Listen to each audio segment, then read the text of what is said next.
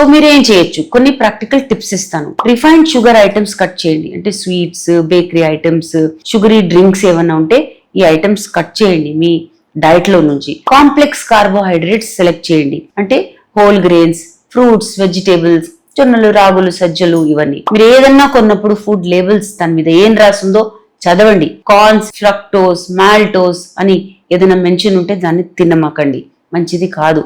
ఒక balance diet maintain చేయండి.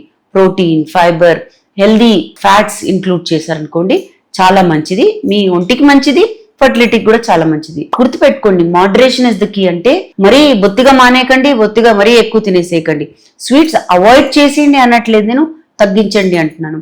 So దాన్ని మీరు ఆ అర్హత మీరు సంపాదించాలి. పండగ వచ్చింది, ఒక స్పెషల్ బర్త్డే వచ్చింది, అలాంటప్పుడు మీరు తిన్నారనుకోండి, దానిలో ఒక మీనింగ్ ఉంది.